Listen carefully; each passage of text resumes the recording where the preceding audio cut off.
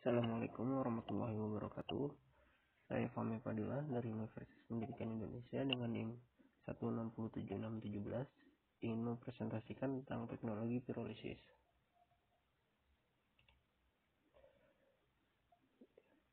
Nah, di sini ada overview. Yang pertama saya akan menjelaskan tentang pendahuluan, kemudian definisi dari pirolisis tersebut, tahap-tahap pirolisis, kemudian proses pirolisis, kelima reaktor pirolisis dan prinsip kerjanya, yang keenam penggunaan pirolisis dalam bidang kimia, dan yang terakhir produk dari pirolisis tersebut.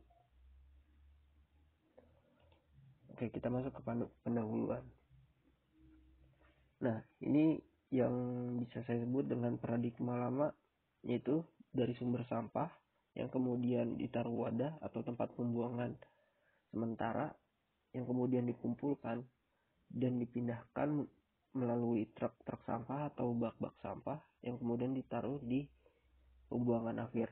Nah, di paradigma lama ini menurut saya harus dirubah.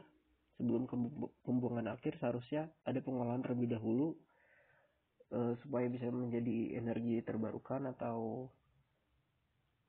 produk-produk yang terbaik daripada pembuangan akhir tersebut.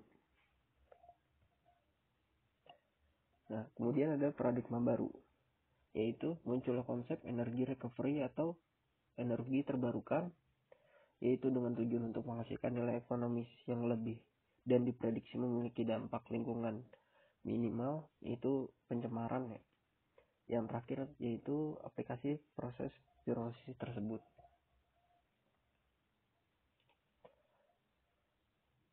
Definisi dari pirolisis. Pirolisis adalah dekomposisi atau proses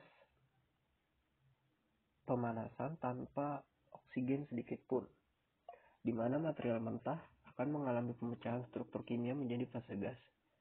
Terdapat 3 produk dalam proses pirolisis, yaitu gas, pirolisis oil atau minyak, dan arang. Besarnya produk yang akan dihasilkan dipengaruhi kondisi proses, terutama temperatur dan laju pemanasan. Perbedaan utama pirolisis, gasifikasi, dan insinerasi yaitu jumlah oksigen yang disuplai ke reaktor termal. Nah, ini ada definisi pirolisis. Yang pertama ada combustion. Combustion itu termasuk atau bisa kita bilang pembakaran sempurna karena membutuhkan oksigen sepenuhnya untuk menghasilkan gas dan sisa-sisa abu atau arang. Yang kedua ada gasifikasi. Gasifikasi termasuk ke dalam pembakaran tidak sempurna. Kenapa bisa dibilang pembakaran tidak sempurna? Karena di dalam gasifikasi udara yang dibutuhkan hanya sedikit, tidak sepenuhnya membutuhkan udara dalam proses pembakarannya. Nah, yang terakhir pirolisis. Pirolisis itu tidak sepenuhnya membutuhkan udara atau bisa disebut dengan pemanasan. Ya, di dalam pemanasannya itu udara tidak boleh tercampur dengan bahan yang akan dipanaskan, yang akan menghasilkan hasil akhir berupa gas, minyak, dan tar. Faktor-faktor yang mempengaruhi pada proses pirolisis. Yang pertama, ada bahan baku. Bahan baku yaitu komposisi kimia dan kadar air. Yang kedua, reaktor. Bisa berupa vertical shaft, rotating tubular atau fluid bed, reaktor, dan lain-lain. Yang ketiga ada kondisi operasi, yaitu suhu dan waktu pirolisis yang dibutuhkan. Nah, ini proses yang paling penting, yaitu di waktu pirolisis tersebut.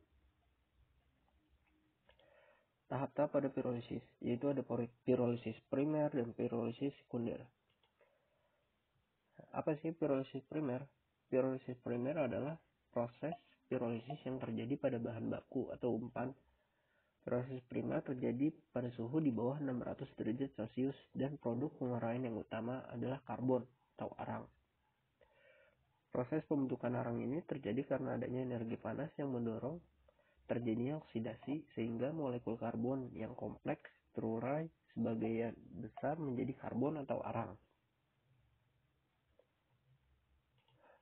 Pirolisis sekunder. Pirolisis sekunder adalah pirolisis yang terjadi pada partikel dan gas atau uap hasil pirolisis primer. Pirolisis sekunder terjadi pada suhu lebih dari 600 derajat Celcius, berlangsung cepat, dan produk penguraian yang dihasilkan adalah gas karbon monoksida atau CO, atau ada gas hidrogen dan senyawa-senyawa karbon berbentuk gas serta tar. Pirolisis sekunder ini merupakan dasar proses yang digunakan pada sistem gasifikasi atau gas producer, di mana biomasa diuraikan untuk memperoleh gas bahan bakar karbon monoksida. Nah, kita masuk ke bagian proses pirolisis. Yang pertama, temperatur relatif rendah, yaitu rentang dalam 400 hingga 800 derajat Celcius, tergantung hasil akhir yang ingin diperoleh. Yang kedua, kondisi pirolisis yang bervariasi mengakibatkan perbedaan produk arang, gas, atau minyak yang dihasilkan, seperti yang saya bilang di awal. Yang ketiga, panas yang disuplai melalui pemanasan tidak langsung, seperti pembakaran dari gas atau minyak, atau pemanasan langsung menggunakan transfer gas panas. Nah, kenapa ini yang disebut dengan pembakaran tidak sempurna? Karena panas yang disuplainya itu tidak secara langsung mengenai produknya tersebut. Yang terakhir, pirolisis memiliki kelebihan dalam menghasilkan gas atau produk minyak dari limbah yang dapat digunakan sebagai bahan bakar untuk proses pirolisis itu sendiri. Nah, proses pirolisis proses pirolisis ada dari karbonisasi, konvensional, flash liquid, flash gas, ultra, odor pirolisis vakum, hidropirolisis, metanolisis. Itu mempunyai produk yang berbeda-beda sendiri dengan temperatur rentang antara 400 hingga 800 derajat Celcius ke atas. Seperti yang kita lihat di metanolisis dengan temperatur 1050 derajat Celcius menghasilkan benzena, toluen, eksilen, dan alkes. Nah, proses pirolisis dekomposisi bahan organik pada proses pirolisis dijabarkan sebagai berikut. Dalam rentang 100 hingga 200 derajat Celcius itu terdapat fase awal, yaitu dengan pengeringan dan pemanasan produk. Di temperatur 250 derajat Celcius, hilangnya cairan dan karbon dioksida atau hidrogen. Kenapa bisa dibilang hilangnya cairan dan karbon monoksida? Karena secara ilmiah pada temperatur 250 derajat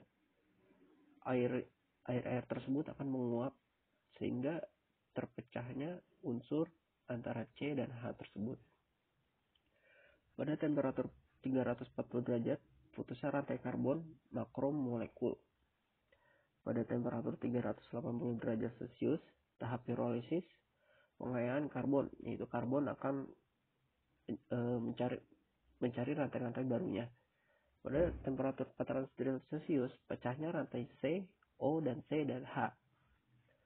Pada temperatur 400 derajat Celcius sampai 600 derajat Celcius konversi komponen organik cair dalam hal ini untuk menghasilkan produk pirolisis cair atau tar.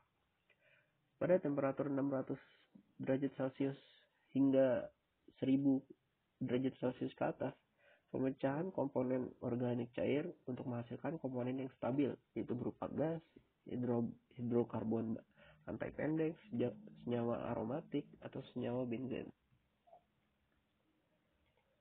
Kemudian pirolisis ekstrim atau karbonisasi.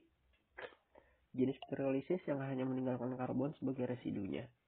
Yang kedua, prosesnya tidak melibatkan reaksi dengan oksigen atau reagen lainnya, tetapi masih dapat terjadi bila dalam keadaan sebaliknya. Briket batu bara terkarbonisasi adalah briket yang sebelumnya mengalami suatu proses karbonisasi.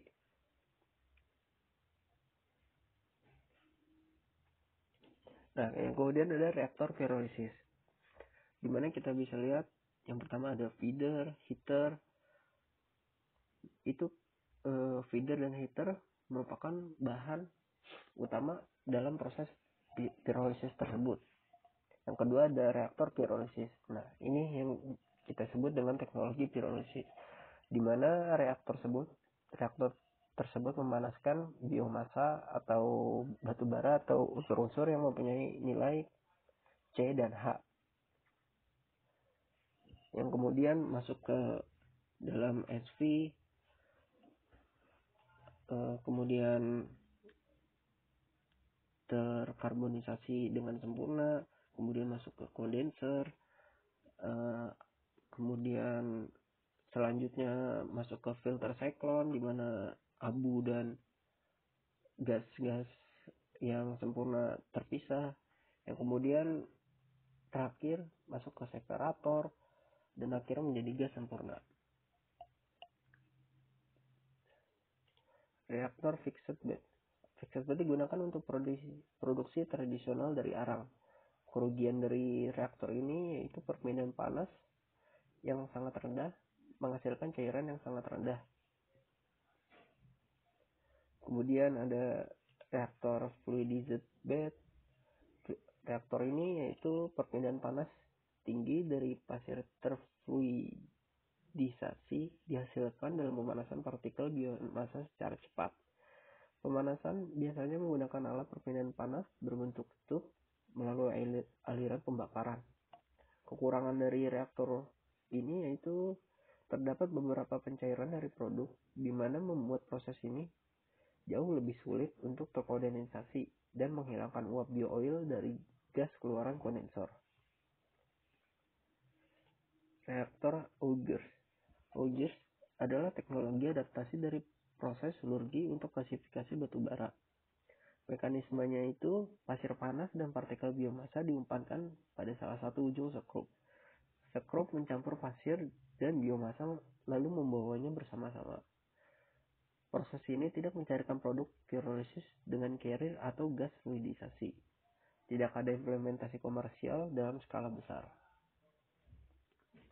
Kemudian ada proses ablatif.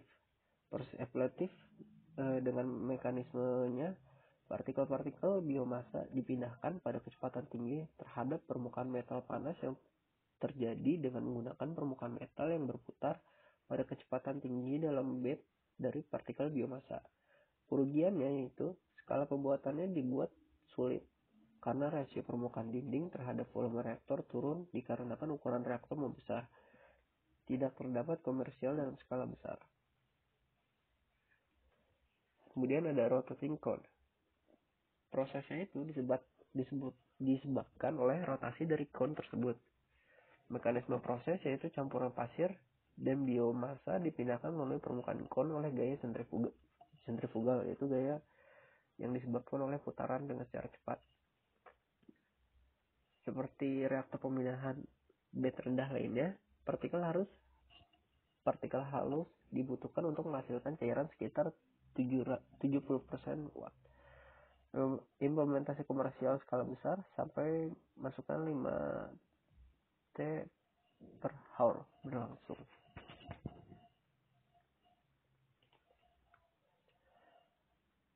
Kemudian ada reaktor circulating fluidized bed. Mekanisme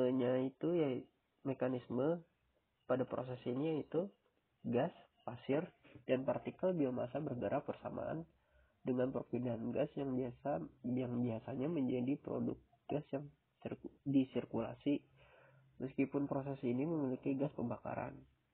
Kedua, perpindahan panas yang tinggi dari pasir memastikan pemanasan cepat dari partikel biomasa dan absorption lebih kuat dari fluidized bed biasa. Kekurangan dari mekanisme proses ini yaitu meskipun proses ini bisa dengan mudah dinaikkan, proses ini cukup kompleks dan produknya banyak yang tercairkan, yang sangat mempersulit recovery produk cair. Kemudian proses channel grade. Mekanismenya yaitu biomasa kering diumpankan ke logam berat dalam temperatur 500 derajat Celcius panas atau apron membentuk putaran yang berkesinambungan. Jumlah kecil dari udara dalam perbedaan panas dan dalam reaksi utama untuk pengeringan dan karbonisasi. Yang ketiga, produk volatil dibakar untuk proses dan pembakaran boiler. Kemudian penggunaan pirolisis dalam bidang kimia. Yang pertama, arang. Arang diperoleh dengan pemanasan pada kayu sehingga terjadi proses pirolisis secara sempurna atau karbonisasi hingga menjadi karbon dan abu organik. Panas yang dihasilkan dari proses pembakaran kayu dan bahan volatil tersebut memiliki hasil samping proses pirolasa pada tumpukan tersebut.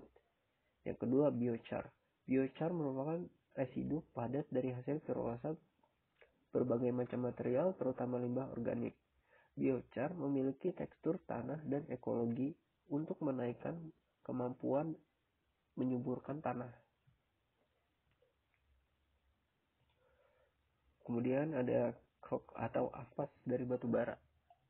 Pirolisis digunakan dalam skala besar untuk mengubah arang menjadi kokas dalam metalurgi, khususnya dalam pembuatan baja. Pembuatan kokas ini dilakukan dengan pemanasan material pada tangki tertutup dengan temperatur sangat tinggi, antara 2000 derajat Celcius atau 3600 derajat Fahrenheit, sehingga molekul-molekul tersebut akan pecah menjadi substansi volatil yang lebih ringan dan meninggalkan tangki dan pori sehingga hanya meninggalkan karbon dan abu anorganik. Yang keempat, serat karbon. Serat karbon sering diproduksi dengan cara menenun dan memintal sesuai dengan serat polimer yang diinginkan. Yang kelima, pirolitik karbon. Pirolisis adalah reaksi yang digunakan untuk melapisi substrat perform dengan menggunakan lapisan pirolitik karbon. Proses ini biasanya dilakukan dalam reaktor fluidized bed dengan pemanasan antara 1000 derajat Celcius sampai 2000 derajat Celcius. Pirolitik karbon digunakan dalam berbagai aplikasi, salah satunya sebagai pelapis katup jantung buatan. Yang keenam, biofuel. Pirolisis adalah metode dasar yang sedang dikembangkan untuk memproduksi bahan bakar alternatif biomasa yang dapat bersumber dari tanaman atau limbah biologis industri. Efisiensi yang tinggi akan dihasilkan pada pirolisis yang disebut flash pirolisis, yaitu proses yang dilakukan dengan pemanasan antara 350 sampai 500 derajat Celcius selama kurang dari 2 detik. Pembuangan limbah plastik. Pirolisis anhidrat juga dapat digunakan untuk memproduksi bahan bakar cair mirip dengan diesel yang terbuat dari limbah plastik. Produk pirolisis. Pirolisis dari limbah domestik atau sampah kota akan menghasilkan 35% produk arang, kadar abu hingga 37%. Pirolisis dengan laju pemanasan yang lambat terhadap limbah ban akan menghasilkan arang hingga 50%, kadar abu hingga sekitar 10%.